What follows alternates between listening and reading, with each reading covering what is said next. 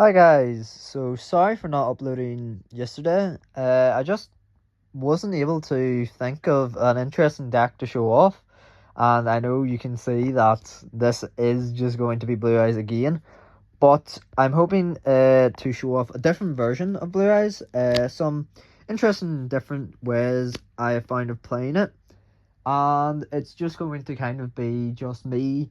Obviously, it's a locals update, episode 7 at this point. So, uh, yeah, I'll break it down. I ended up winning one, uh, drawing two, and losing one.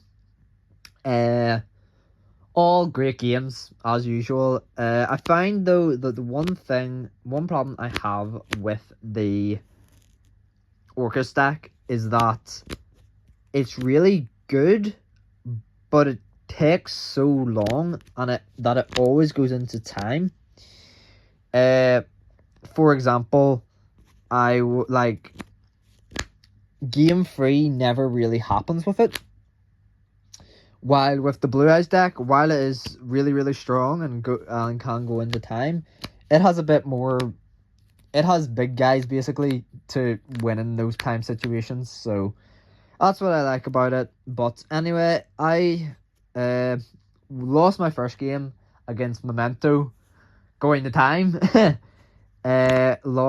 Drew my second game against Branded Shadol, where I basically just went to time again, ran out of time, didn't have enough time to attack for game, and ended up losing because of that.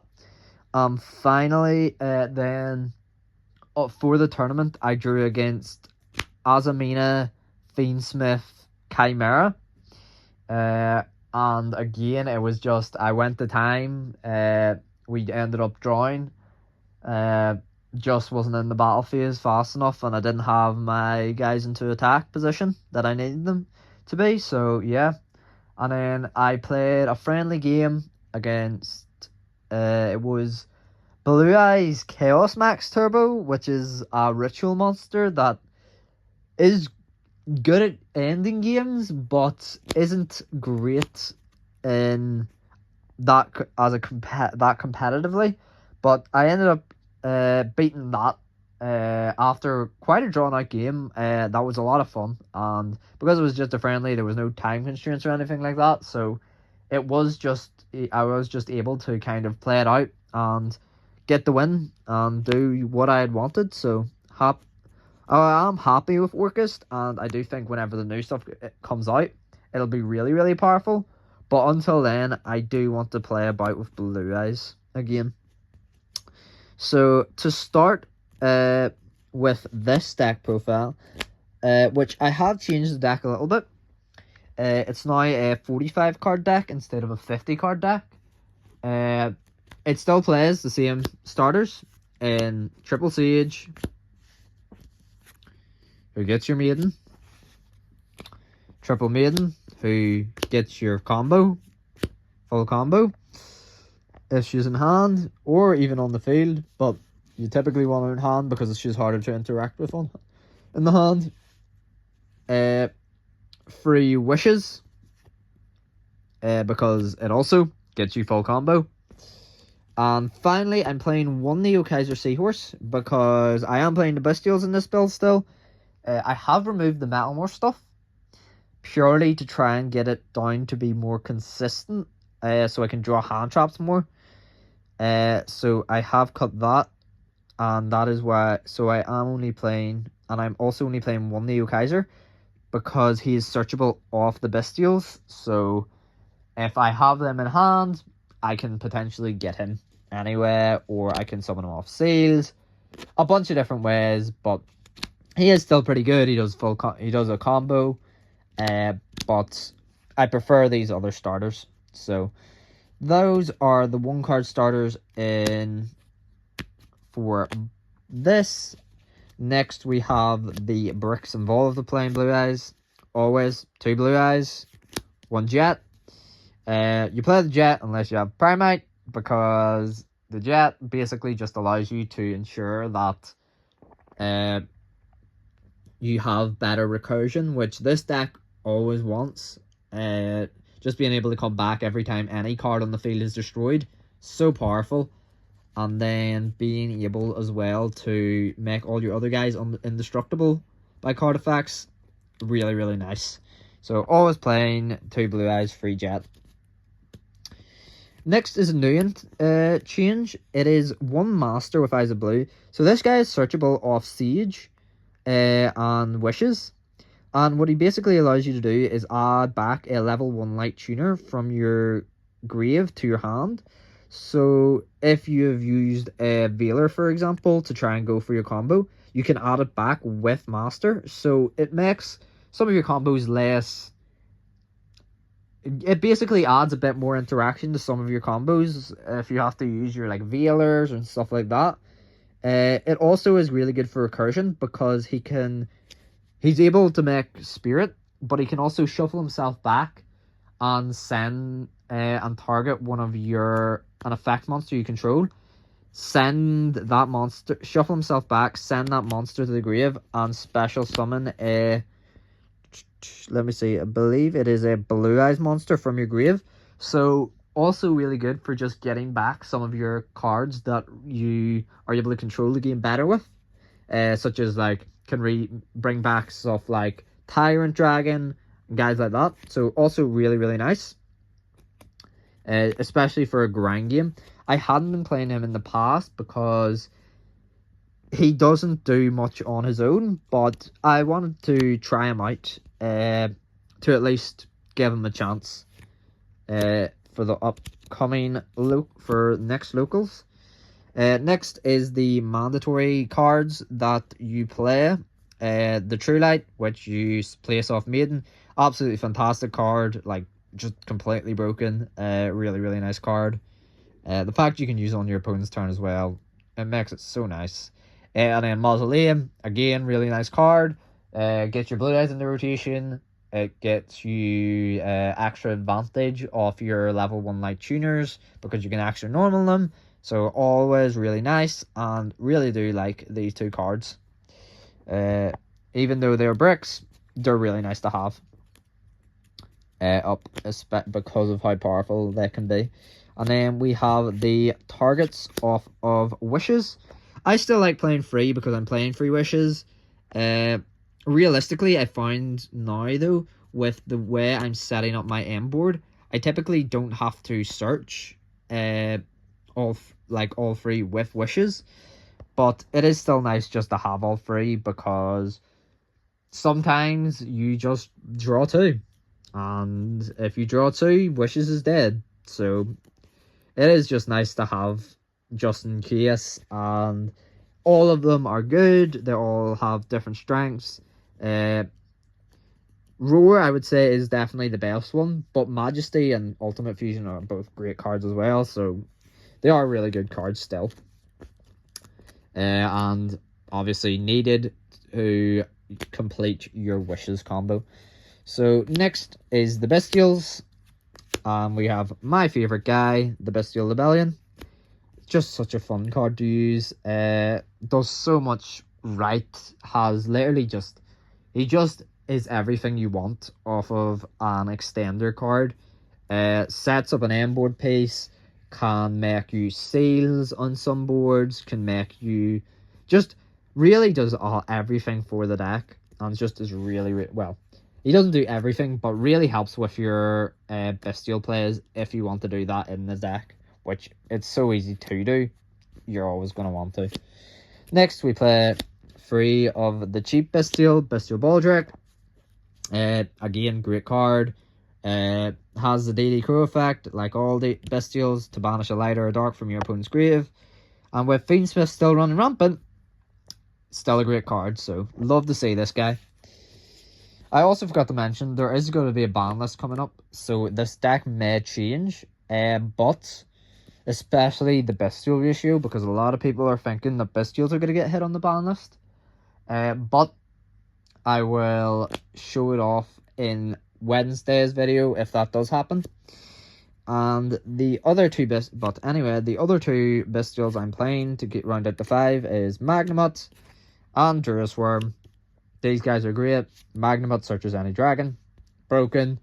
Durasworm is great for Synchro summoning, Link summoning, just overall a really nice card to have.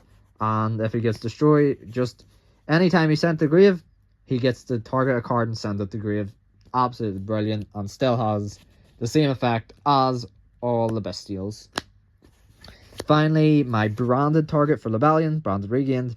Absolutely broken card. Shuffle back a lighter dark one when it's banished.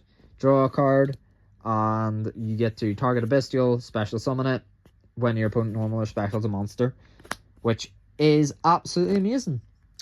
So now on to the rest of the deck. Is going to be just non-engine. Very, very tight list so far. Really hoping to play off the non-engine and just be kind of a control deck more than anything. So we're starting with 3 of the best cards in the game. Ash Blossom and Joyous Spring. Obviously, stops your opponent from doing anything with the deck, as long as it is just a really nice card. Triple Imperm, great negate. Just stops a monster from doing its thing. Brilliant card. And can just fully stop some combos for certain decks if they can't get their effect off, especially the normal summon effect. Next is Triple Ghost Ogre.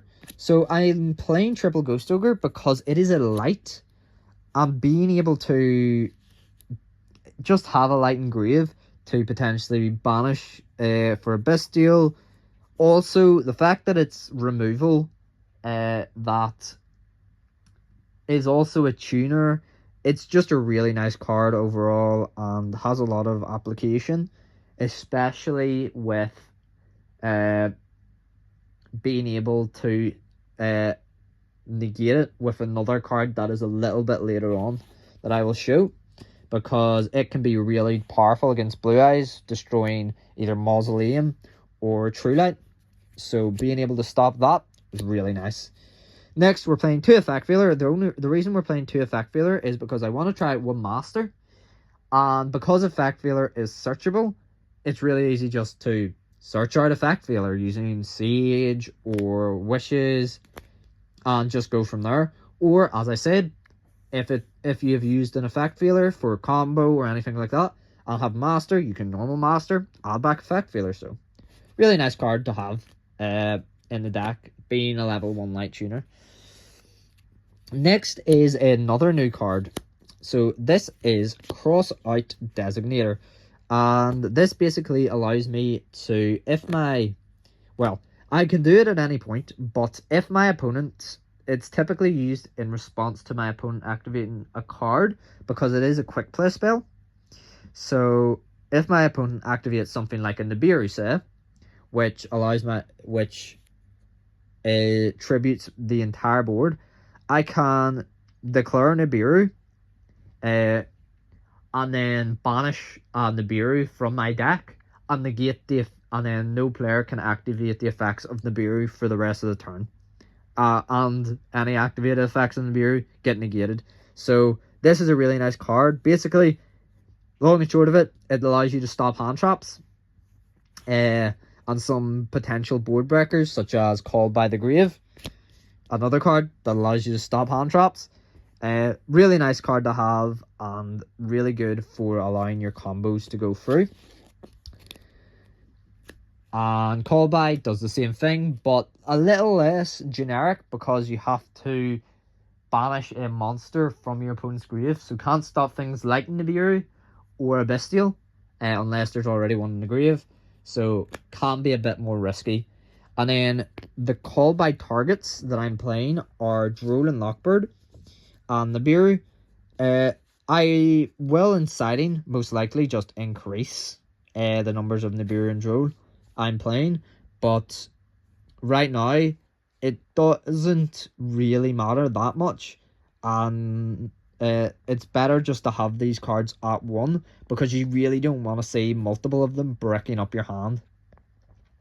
So that is the main deck. And now onto the extra deck. We are playing, obviously, the Neo Blue Eyes gives targeting protection and gets Wishes Out of the Grave to allow you to continue to activate True Light to set wishes, which is obviously really nice. We have Double Tyrant. I play a Double Tyrant because you can tribute into one, or you can fuse into one. You can fuse into two really easily with stuff like Roar and Ultimate Fusion, and it is just a really nice card to have. So playing two of those guys. And then I play Double Spirit. So I am considering potentially playing Triple Spirit, but I am a bit iffy on it purely because in the new version, I want to try and get Double Spirit as my end board more often. So I will be using up both of my spirits on the first turn. So it is a bit more risky to basically, because then I'll have no more Spirit Dragons left after I do that. So it can be a bit iffy. But only playing two when I could be playing three and just have that extra option of going into a third Spirit Dragon. But the reason I'm not doing that is because I only play two targets for Spirit Dragon to tag into. The Ultimate Spirit and the Azure Eyes. And these guys are really, really strong. This guy, on whenever it's special summoned, makes it so that all dragons cannot be targeted or destroyed by card effects until the end of the turn. I believe. Oh, I thought it had also stopped battle, but it's only targeting and card effects, which is still really, really strong. And then we have the Ultimate Dragon, which is just an Omni Negate, but it also makes it so Azure's effect stops the Spirit Dragon's effects from destroying these two cards at end phase. So you basically have a 4,500 attack Spirit Dragon on your field, and also the Azure Eyes going into your next turn, potentially. And so that's really, really nice. And whatever else combo you still have, and whatever follow-up you've been able to gain.